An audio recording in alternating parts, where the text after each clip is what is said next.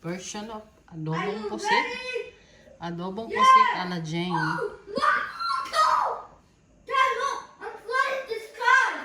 Ang ingay ng aking little baba. Little baba, keep quiet. You're too loud.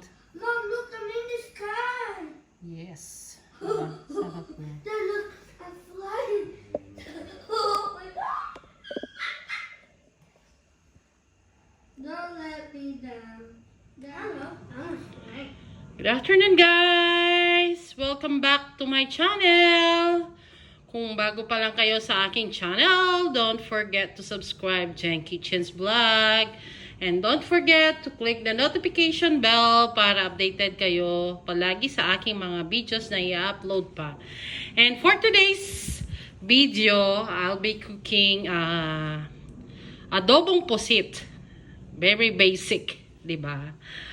And come on, my little baba, help me. You stay here.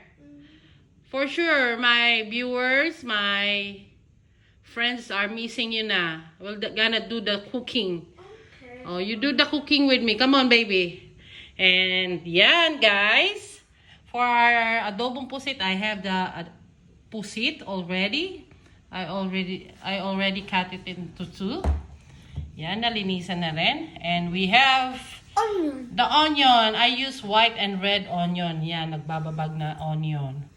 And this one is white vinegar. What? And tomato. And Green green chili. I have there the ground and black pepper. And yung dahon, bay leaf. I have here the chicken salt, the garlic, and yung brown sugar. Yung brown sugar is optional lang. Depende yun sa gusto nyong kalalabasan na lasa ng yung pusit, adobong pusit. But for me, we wanted it a little bit sweet and spicy. Kaya yan, naglagay ako ng sugar and yung chili, green chili. Hey, you say hi to my friends, Baba. Hello. Hello. Ayan, busy siya. Pero nung mga previous days, kinukulit niya ako. Lagi niya sinasabi, Mami, can we do a vlog? Can we do a video? Ngayon naman na sinipag ako, ang tamad-tamad naman niya kasi nga busy siya sa pagpi-play niya ng Roblox. Ayan. I'm naked. You're naked, yes. So, come on guys, let's start the cooking. Samahan niyo ako. And this menu or our menu for today is just only very basic. One of the best Filipino dish. Pang lutong bahay, sabi nga. Kasi lately, in the past few days, lagi na lang kaming chicken, pork, beef. So, na-miss talaga namin yung seafood. So, today, yan. Seafoods naman tayo, adobong pusit. Let's go! Let's start na! Come on, guys! Yan, guys. I already put oil in our pan. And then, lagay na natin yung ating bawang. Bawang. Garlic.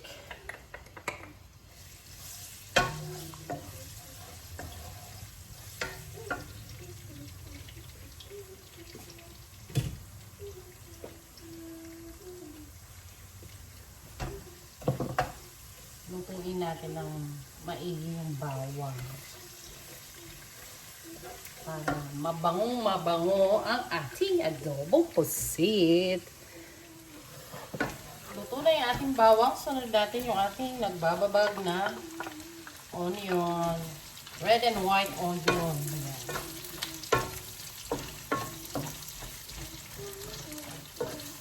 Masarap kasi sana adobo. Kahit anong adobo yan. Yung maraming sibuyas, di ba? Yung maraming bawang. Kasi yun yung nagbibigay talaga ng lasa. Plus, syempre, yung special ingredients niya. Yung suka. Yung iba gumagamit sa adobo ng calamansi or lemon. O, depende sa inyo kung ano yung gusto niyo. But ako, adobong pusit. Suka lang yung ginamit natin. So, yan. Hintayin muna natin maluto yung ating sibuyas. Pwede na yung ating sibuyas. Then, next is yung ating tomato. Ayan, guys. I think, mapapalaban na naman yung aking ex-boyfriend nito. Actually, siya yung bumili nito eh. Sa fish market. Ang tataba nga nung pusit. Mapapa-extra-rice na naman ito ang aking ex-boyfriend, guys. Yan, hayaan muna natin. Takpan natin para mabilis lumambot yung ating tomato. And then, yung ating fire is just low fire. Silip-silip tayo. Yan. Okay. Yan, malambot na yung ating tomato. Pwede na natin ilagay yung ating pusit.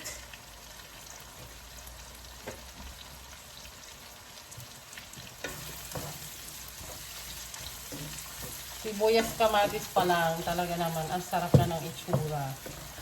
Lagay na natin yung ating pusit. Later na natin ilalagay yung ating suka. Hayaan naman natin siya. And ilagay na rin natin yung ating bay leaf, yung ating black pepper and ground pepper. Ayan.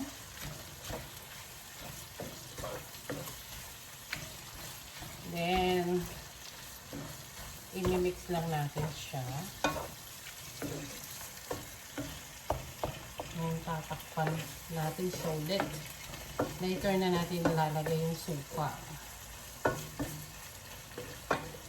Ayan, guys.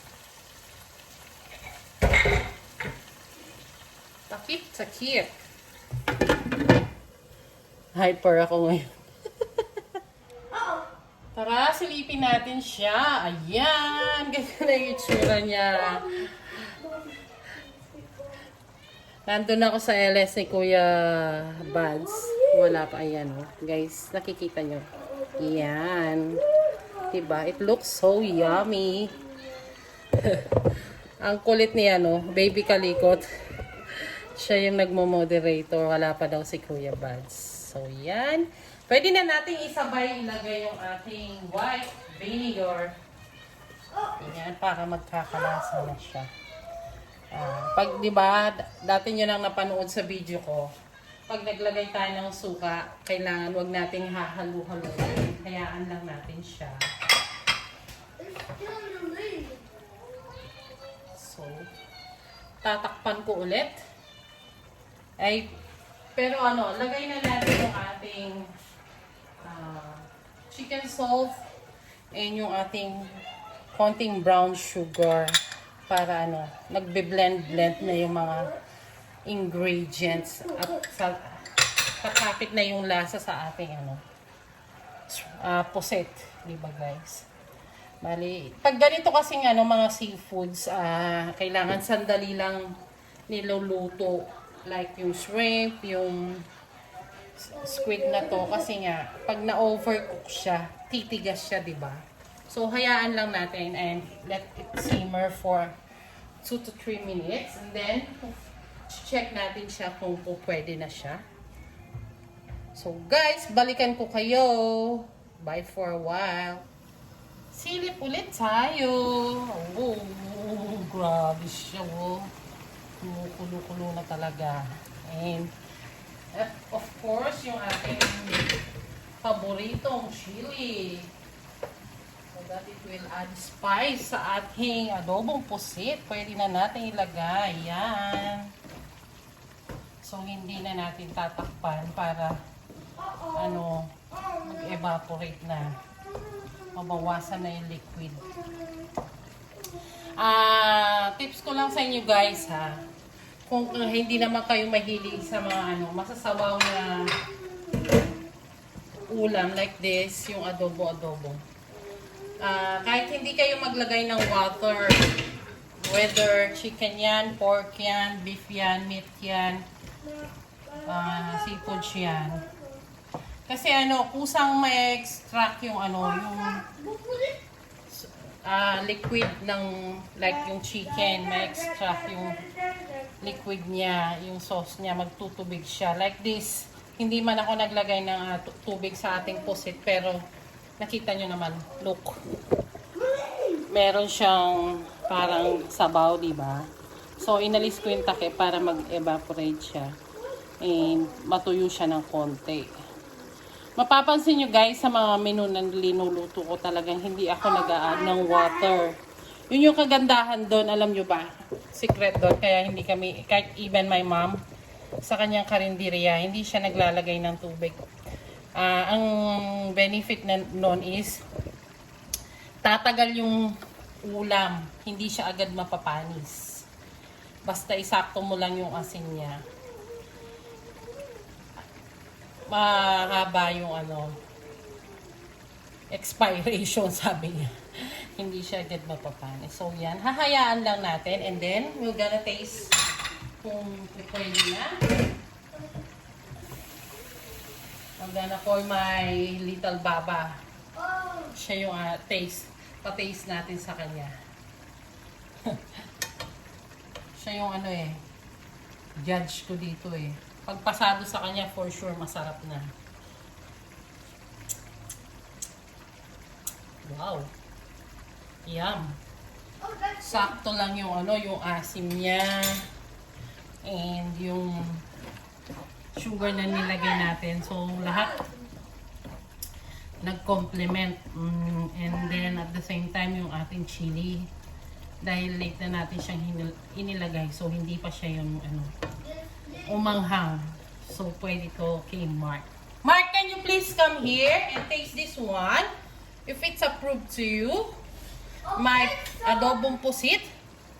And then, we will just going to simmer it for another 2 minutes. Then, we're done na. Oh, my little baba. It's too hot, baby. I will blow it for you.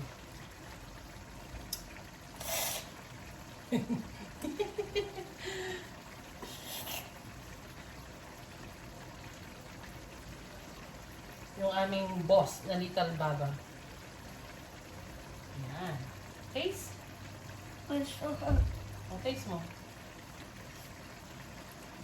Oh. Thumbs up o thumbs down? Oh, hindi ka nakasalita. Good. Good? Is it only good, not very good?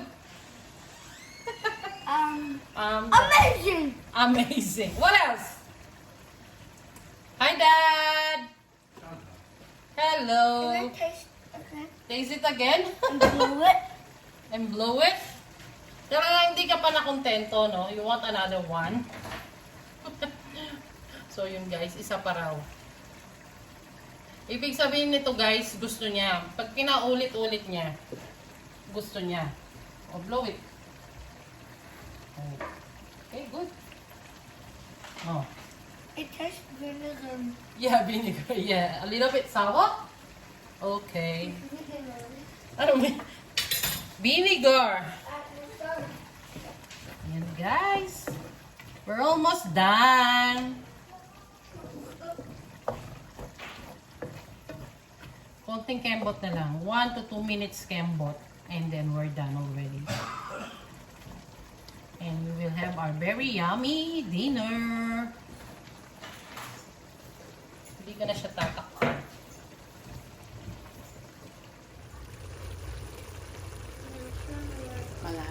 Malapit na lang. Yan, guys, luto na siya. Pwede na yan. Pwede na yung sabaw sa amin. So, ito-transfer na lang natin, diba? Nakikita niyo yung sarap. Sarap ng issue. Transfer na lang natin sa bowl. And then, we will have na our early dinner kasi daw papasyal pa kami sa carousel after this. So, yun guys. Thank you so much. Thank you sa pagsama sa akin. Hope you enjoyed our cooking show for today. Our adobong pusit na lutong bahay. Luto ni Geng. Ayan. Thank you. Bye! Hope you enjoy it. God bless and keep safe always.